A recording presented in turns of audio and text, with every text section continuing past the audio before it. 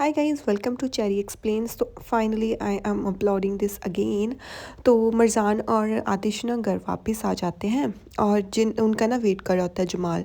तो वो जैसे वापस आते हैं ना तो वो जल्दी से उनके पास उठ कर जाता है कि थैंक गॉड तुम लोग ठीक हो बिल्कुल। मैं ना यहाँ पर वेट करता करता थक गया था और मेरा दिमाग भी ऐसे हो गया था कि तुम अभी तक आए क्यों नहीं।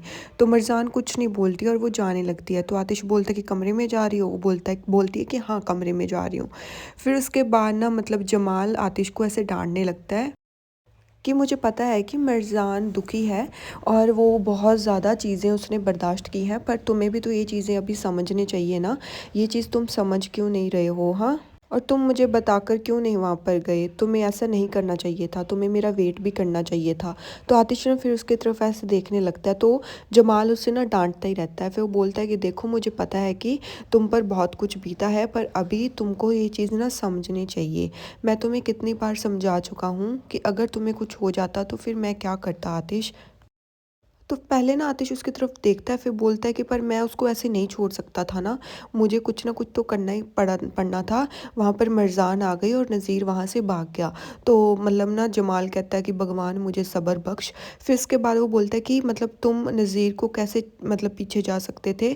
मैंने तुम्हें कहा था कि ये चीज़ें ना तुम मेरे पर छोड़ दो, मैं ये सब चीज़ें खुद हैंडल कर लूँगा, पर तुमने तो मेरे बात ही नहीं मानी। तो आतिश उसकी तरफ फिर ऐसे देखने लगता है, बोलता है कि मैंने तुम्हें कहा था कि जाओ और मरजान का ध्यान रखो, पर मेरी बात तुम सुनते क्यों नहीं हो? वो बोलता है कि मैं नहीं सुन सकता और ये चीज़ मैं नहीं रोक सकता अपने आप को। जब मुझे याद आता है कि उसने क्या किया मरजान के साथ, तो मैं ऐसे अजीब सा फील करने लगता हूँ और मुझे जाना ही पड़ता है। तो फिर ना जमाल उसे फिर से डांटते हुए कहता है कि तुम रुक जाते, अगर तुम रुकना चाहते तो तुम मरजान के लिए भी रुक सकते थे, तुम मेरे लिए भी रुक सकते थे, पर नहीं। तुम हमेशा मरजान को दुखी करते रहते हो ऐसी चीज़ें करके, और तुम मुझे अनाथ करना चाहते थे क्या? तुम ऐसे कैसे कर सकते हो? तो फिर ना आतिश उसे कहता है कि अगर तुम्हें कोई चोट लग जाती तो फिर मैं क्या करता, मुझे तुम सबको संभालना है ना, इसीलिए फिर मैं चला गया था। फिर वो बोलता है कि ठीक है, तुम मेरी बात, मैं तुम्हारी बात समझता हूँ कि तुम हम सबको संभालना चाहते हो, पर फिर भी भाई ऐसा मत किया करो। हमारे पास तुम्हारे अलावा कुछ भी नहीं है, तो हमें प्लीज़ ऐसे मत छोड़ कर जाया करो। हम डर जाते हैं कि अगर तुम्हें कुछ हो गया तो हम क्या करेंगे। तो आतिश ने ऐसे चुप करके फिर उसकी बातें सुनता रहता है। फिर उसके बाद वो बोलता है कि तुम अकेली मेरी फैमिली हो, तुम्हारे बिना तुम्हें पता है कि मेरा कोई भी नहीं है और मैं नहीं चाहता कि तुम्हें कुछ भी हो जाए। फिर वो बोलता है कि हाँ तुम सही कह रहे हो, जो भी मैंने किया वो मैंने गलत किया और मुझसे मरजान भी अभी गुस्सा है। वो कुछ भी नहीं बोली, मतलब जब हम वापस आ रहे थे वो कुछ भी नहीं बोली। फिर बोलता है कि वो बोले भी क्या? हाँ, तुम ऐसी हरकतें करते क्यों रहते हो, और क्या तुम्हारे लिए वो तालियां बजाएगी, वाह वाह तुमने तो बहुत अच्छा काम किया। ये भी मस्त है बंदा। फिर उसके बाद ना वो बोलता है कि तुम हमेशा हमारी बात क्यों नहीं सुनते हो, हमेशा तुम खुद की क्यों करते हो? हमारी बात भी सुना करो ना, हम क्या बोल रहे हैं क्या नहीं। और देखो अब तुमने क्या किया, और मरजान को भी गुस्सा कर दिया और मुझे भी ऐसे दुखी कर दिया, ऐसा मत किया करो। और देखो हम उसे मतलब ढूंढ लेंगे, तुम्हें इस चीज़ को मतलब फेस करने की अभी ज़रूरत नहीं है। तुम जाकर मिर्ज़ान का ध्यान रखो और बाकी चीज़ें मुझ पर छोड़ दो, मैं सब कुछ हैंडल कर लूँगा, मैं संभाल लूँगा सब कुछ। फिर वो आतिश कहता है कि चलो ठीक है। फिर आतिश ना वहाँ से चला जाता है। तो मिर्ज़ान अपने रूम में होती है और ना सब कुछ ऐसे ठीक सा कर रही होती है, और तभी वहाँ पर ना आ जाता है आतिश। तो जैसे ही आतिश वहाँ पर आता है ना, तो वो उसकी तरफ देख कर ना फिर उसे ना मतलब ऐसे अनदेखा सा कर देती है। फिर आतिश उसके पास आता है और बोलता है कि क्या हम थोड़ा टाइम बात कर सकते हैं? तो वो बोलती है कि अब बात करने को बचा ही क्या है।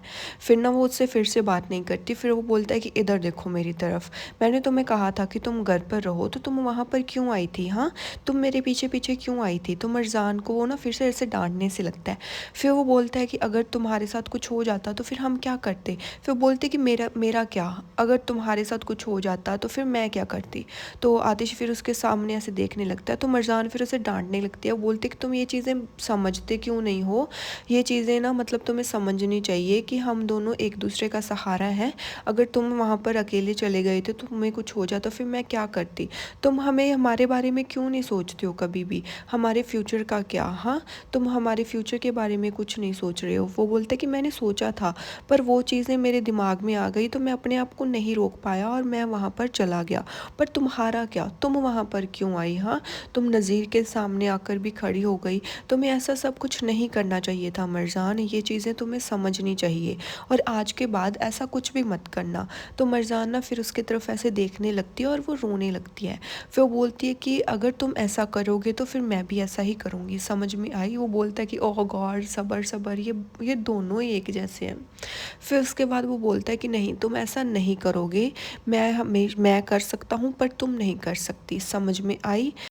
फिर ना मरजान चुप करके उसको सुनती रहती है कि वो क्या कहना चाहता है। वो बोलता है कि मतलब मेरे को पता है कि ये सब बहुत गलत किया, बट फिर भी मैं एक्सपीरियंस नहीं करना चाहता था ये सब चीज़ें वापस से, मैं तुम्हें सच में नहीं खोना चाहता, इसीलिए फिर मैं वहाँ पर गया था और तुम्हें ये सब नहीं करना चाहिए था। फिर वो बोलती है कि तुम ये बात मेरे मेरे अकॉर्डिंग क्यों नहीं समझ रहे हो? अगर तुम वहाँ पर नहीं जाते तो मैं भी वहाँ पर नहीं जाती, समझ में आई? और इतना क्या करना, वो चुपचाप वहाँ से चली जाती है और आतिश वहीं पर खड़ा रह जाता है। फिर नेक्स्ट सीन आता है, मरजान होती है किचन में। तो वो किचन में आती है ना, तो आतिश भी उसके पीछे पीछे आ जाता है। तो जैसे उसके पीछे आता है ना, तो मरजान उसको ऐसे घूर कर देखने लगती है। तो फिर वो गिलास उठाता है कबर्ड में से और फ्रिज में से एक पानी का जग उठाता है। तो मरजान ना उसे देख रही होती है कि इतनी ठंड में भी ये इतना ठंडा पानी पी रहा है। फिर उसके बाद ना वो जल्दी से गिलास में पानी डालता है और मरजान ना वो पानी का गिलास उठा लेते हैं। वो बोलते हैं कि क्या हुआ, अब तुम मेरे को ये भी पानी पीने भी नहीं दोगी क्या? मैं पानी भी नहीं पी सकता? फिर बोलती है कि नहीं, नहीं पी सकते, मैं तुम्हें ठंडा पानी नहीं पीने दूंगी, समझ में आई? फिर तुम बीमार हो जाओगे, नहीं ये लो। और वो ना उसमें थोड़ा गर्म पानी ऐड करके उसको दे देती है, बोलते है कि ये पी लो।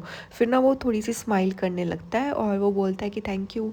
फिर उसके बाद वो बोलता है कि क्या इसका मतलब ये है कि तुमने मुझे माफ़ कर दिया? वो बोलती है कि नहीं, तुम बहुत इंतज़ार करने वाले हो जब मैं तुम्हें माफ़ करूँगी। अब मैं इस बार तुम्हें अच्छे से माफ़ बिल्कुल भी नहीं करूँगी, बहुत टाइम लूँगी अब मैं तुम्हें माफ़ करने के लिए। फिर बोलते है कि अच्छा तुम ऐसा करोगी? वो बोलती है कि हाँ। फिर बोलता है कि चलो ठीक है, मैं भी तुम्हें माफ़ नहीं करूँगा, बहुत टाइम माफ़ नहीं करूँगा। बोलती है कि चलो ठीक है, मत करना, क्या कर सकते हैं, तुम ही पहले वहाँ पर गए थे, अब मैं तुम्हें माफ़ नहीं करूँगी। अगर तुम मुझसे माफ़ी मांगोगे तो फिर मैं कुछ सोच सकती हूँ, पर ये सब मेरे ऊपर ही है कि मुझे तुम्हें माफ़ करना है या फिर नहीं करना।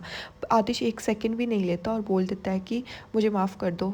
और मिर्ज़ान ऐसे शौक सी हो जाती है। फिर मिर्ज़ान भी उसे कहती है कि चलो ठीक है, तुम भी मुझे माफ़ कर दो। फिर उसके बाद वो बोलती है कि स्टिल मैं अभी तुम्हें माफ़ नहीं करूँगी, ठीक है ना? फिर वो बोलता है कि ओ भगवान, सब्र बख्श मुझे, और मिर्ज़ान ना वहाँ से जाने लगती है।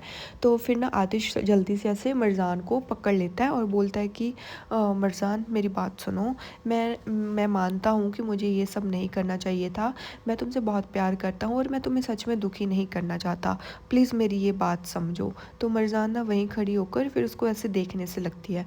फिर वो बोलता है कि देखो मिर्ज़ान, मेरी आंखों में देखो, पर वो नहीं सुनती। फिर वो बोलता है कि मैंने कहा ना कि मेरी आंखों में देखो। फिर वो फिर नहीं सुनती।